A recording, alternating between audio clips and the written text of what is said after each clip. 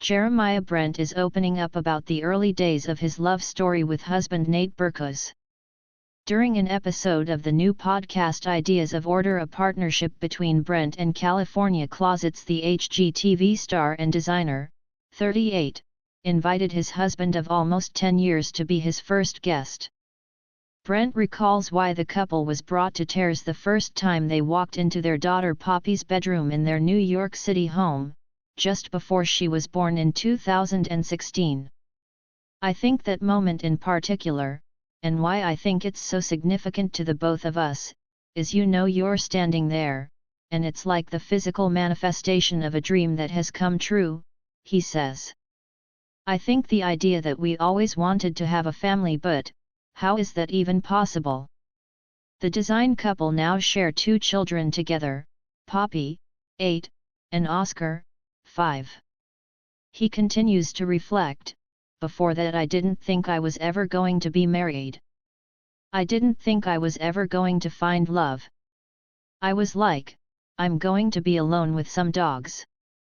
I'm going to have a great life, a great sofa," he jokes.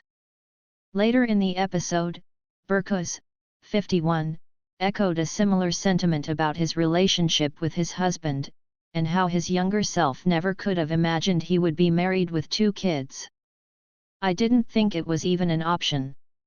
I didn't think that it was possible," he says.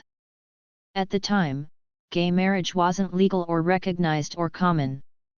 Even surrogacy didn't exist when I was 13 years old in anything that's recognizable to how it exists today." The Nate home designer also recalls the surreal memory of him and his husband being in the room with each surrogate after their children were born. "When they were born, we looked at each other and we knew that it was the convergence of social change, climate, political change, science, and opportunity. All those things had to lock into place, and these people had to fight for that opportunity for families like ours to even exist," he says. Earlier in the episode, Berkus dove deeper into the memory of when Brent showed him around Poppy's finished bedroom, and why it was a core memory for them both. "The moment was you and I standing in front of this little closet, and you opened the door and the light went on automatically, and I'll never forget it," he remembers, adding, "It was the start of our life as we know it.